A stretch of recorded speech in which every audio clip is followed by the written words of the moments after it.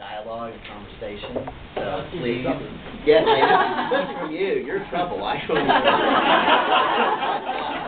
So please feel free.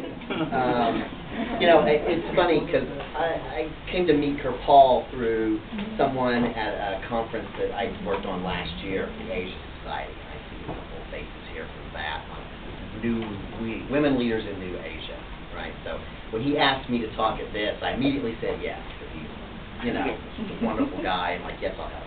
Then I started to think about it. Like, holy, what have I gotten myself into? You know, a women's conference, shared leadership. This is not necessarily my my expertise. But in thinking about that, I'm kind of like reviewing my life. What have I done in my career? Where have I led? Where have I been led? You know, and what examples of leadership I've seen, and how kind of things are shifting in the world and whatnot. And I realized I actually have a pretty unique perspective on all this. I've done a lot of stuff. I'm actually from Oklahoma, Larry. I'm from Tulsa. Really? Yeah. So wow. It's how ironic we have two Okies, three Okies in one room in Singapore. That doesn't happen very often. Enjoy that.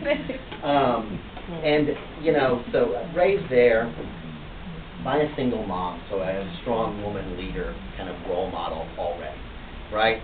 I've worked for large companies, MNCs, in Asia and in the U.S., so I've seen a lot of different leaders, good leaders, bad leaders. I've worked for small companies and startups. I've worked for mom and pop shops. I was in the military, so I've seen a lot of that. And you know, when you think about all of that, it's like you see these good and the bad. What do you take from it? I run a business now. I'm actually talking to women, helping companies speak to women audiences with my wife and partner there, Kate Pruitt, who is most definitely a strong woman leader. And, you know, we're actually kind of like business nerds. We like to sit on the patio and drink a bottle of wine and talk about how to better manage our teams. Things like that. So, you know, we've actually put a lot of thought into this. And, you know, in thinking about this, it's shared leadership rather than centered leadership. But I think actually that's wrong. I don't think it should be such a bold statement like that. I think it's a question, right? And what, you know, this is where I would like some feedback. What do you guys think? Do you think it's such an easy thing? I think it should be a question. Is one better than the other? And why? And if not, why not? Only if I speak for myself. Please do. I am better than the other. You are better than the other. That means you're in charge, right? So you're That's actually, you know, I mean, when you think about it, and you look at, you know, I think, okay, so let's put it that way. We're going to try to answer this question, right? Which one is better? Is there one? And how does it fit in with a participatory kind of, you know, framework, right? So what is centered leadership? That's easy. We heard about it today, you know, Claire with the vision for her company that she set. We've seen 10,000 years of human history of centered leaders, strong leaders with a vision who say, follow me, I'm going this way, come with, I have the answer to all the problems, you do the work, right? That is the mode. It's very man also, by the way. But we've seen that. There's lots of examples of it, you know. Lee Kuan Yew, for example. Singapore wouldn't even be here if Lee Kuan Yew didn't have a vision, right? If he didn't have the drive and the passion and the fortitude to actually do it and to take the risk, as Larry was pointing out earlier, it's a lot about risk. You know, Margaret Thatcher, everybody's seen The Iron Lady, right? So we have a better sense of Margaret now. Clearly a centered leader, right? She didn't listen to her way or the highway. She was very much in charge. She empowered people to do what she told them to do. Not much beyond that. And that's one way to look at it, and that can be very effective, you know. There's a downside to that, though, of course. You start a business, you create it, drive it, become successful, and you die. What happens? You become Jesus Christ. You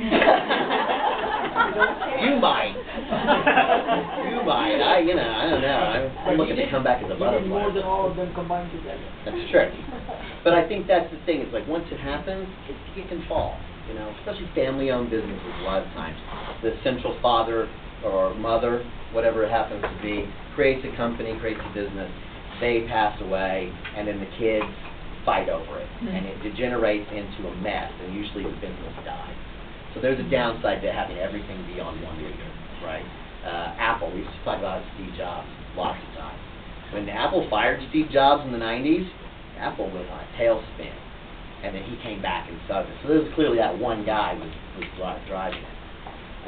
Also, it can be abusive. You get dictators and authoritarian figures who control things, and that's always going to be a problem.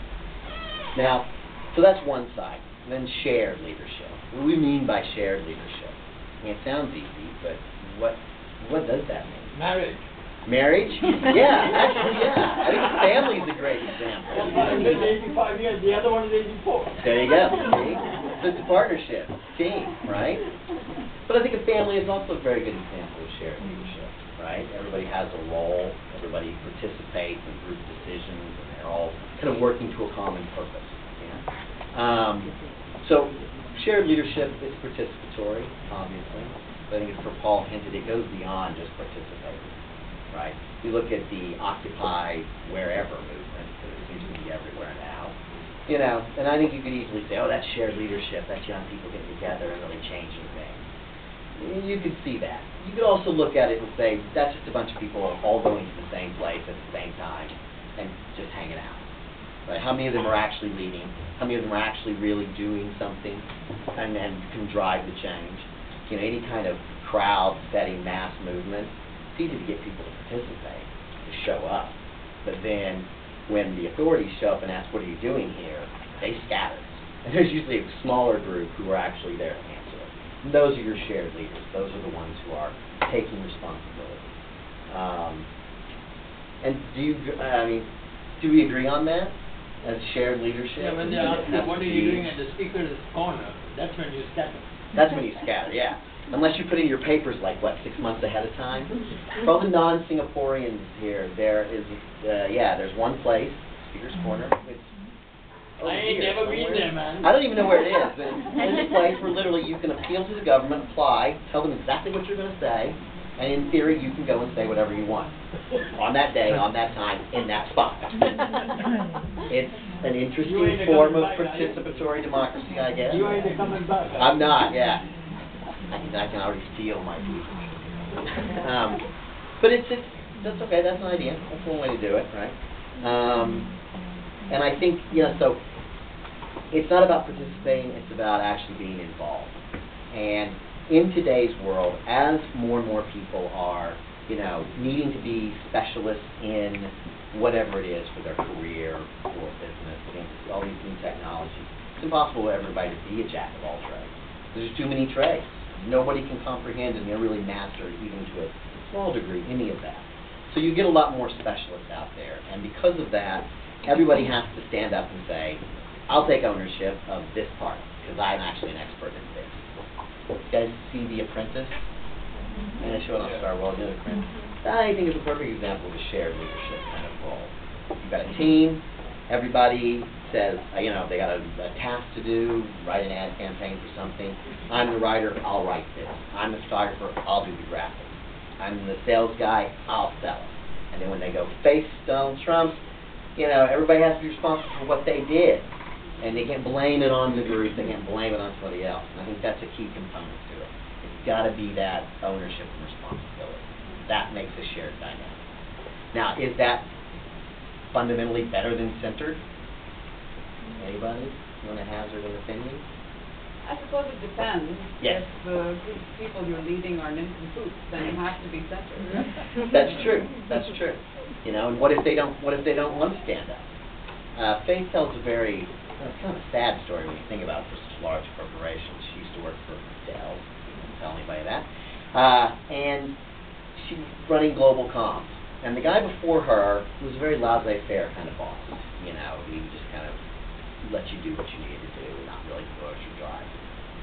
She's very determined and engaged and expects her teams to be engaged, involved, and really participating, right? And so she started calls and really kind of empowered them to take ownership of their market, take ownership of the program, take a chance, suggest an idea. If it's dumb, okay, but go ahead and do it. Takes away the downside of taking a chance and offering an idea. No risk, right? You're not going to get fired. You're not going to get made fun of. Take it on.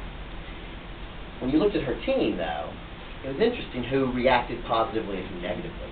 And the Europeans, ironically, totally initial response was negative. They didn't like it, they didn't want to participate, they were happy hiding away in Ireland or wherever and not doing anything. And eventually she forged them to her will, as she does everybody.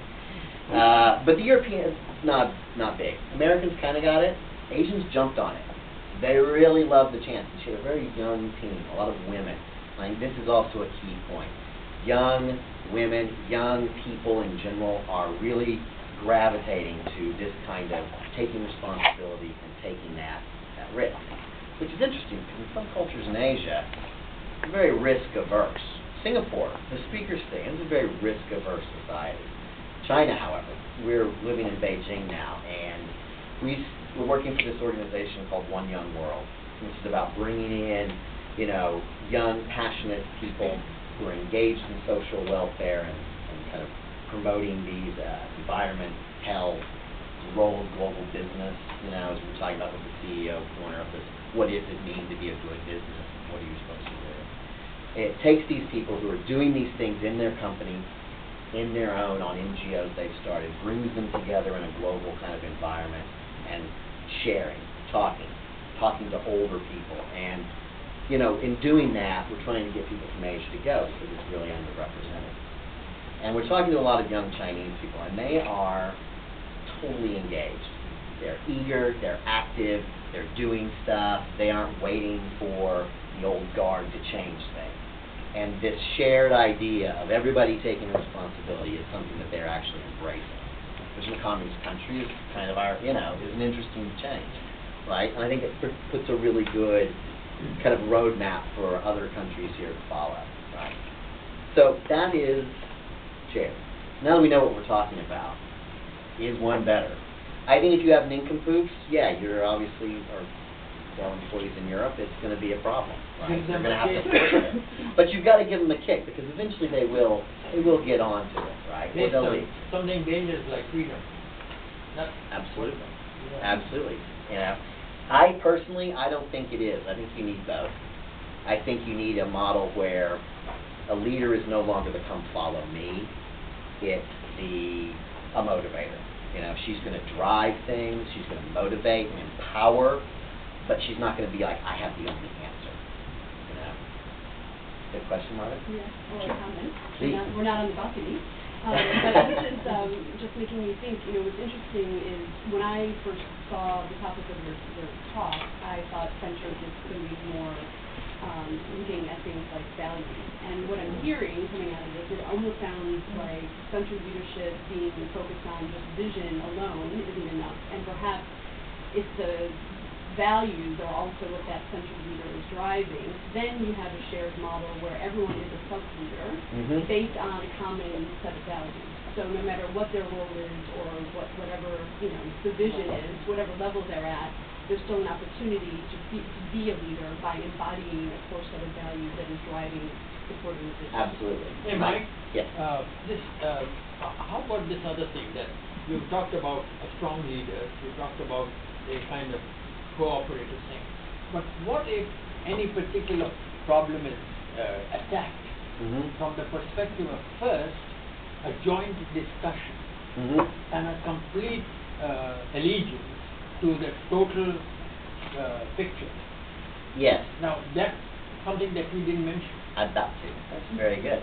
Actually, that is something, I think you're right, because you have to have that goal. And honestly, one of the best examples of, I think, a really good dynamic of shared leadership with a centered kind of core or authority on top was actually when I was in the Navy. And it's surprising because you can't find a more hierarchical, centered, one-person kind of thing than on board a ship. Captain is the law. His word is absolute, or her word. No matter what, right? And I remember I had my first captain was an engineer by trade. He knew every part of the ship and treated the crew like cogs in a big machine. That was his idea. The man had no personal charm or warmth or compassion or anything. And we all hated him. Absolutely. But he did do one thing really well. And this is kind of something that, interestingly, the Navy does kind of promote. It's the idea of empowering people at all levels to solve problems at the lowest possible level, and to do that in a group kind of way. But the same thing is, you've all kind of tacitly agreed when you come on board on a goal, what our value is. Our problem is to keep the ship afloat. Everything we do has to be about that. If that stays afloat, you stay afloat, and you survive, right? So we all have a common goal. It's all agreed on. Sometimes it's more obvious, like we have a problem, we have a task, let's set the parameters, figure out what we need to do. Everybody take their position, take what they need to do, sign up, and then move forward. In this one, it was more task. It was just the nature of the fire. But this guy, you know, empowered department heads and junior officers to run their department as they saw fit. He wasn't going to really interfere with that as long as things went well, which in turn gave them the example to empower their people, chiefs, petty officers, individual sailors, to do what they needed to do to make things work. They agreed on the bottom line. They agreed on the bottom line. Common goal, right? You all know what I want to achieve. I'm giving you the power to achieve it the way that we can, right? And that, I think, is what is a good mold. Central leader on top, empowered individuals underneath, all taking responsibility for what they're good at, right? If you're not good at a task, then don't sign up for it. Everybody leading, everybody following at the same time. If you need help on something, you're getting it, and the group is all working to a common goal and task. And, you know, this ship was extremely well run. It worked, right? People did things because they knew it was the right thing to do, not because they were told to do it. And I think that's a key element of centered leadership, is being told to do something. Like if I start a company and I tell you to run this program, that's kind of empowering you, but you're doing it because I told you. The communists call it collective leadership. Well, yeah, exactly. And I think that's one way to do it. This is different. This is empowering you, and you have to take responsibility for it. And I think that's the key. This ship ran well. We had a lot of awards from the fleet, you know, senior authority and stuff. And when he left, unlike in a purely centered model, the ship kept on running efficiently because he, you know, gave the next guy a crew that actually had this kind of dynamic and was working in this kind of, you know, shared model, really. And so I think that's the best way to do it. Claire. I think I have no problem with being a centered leader at home. Yeah.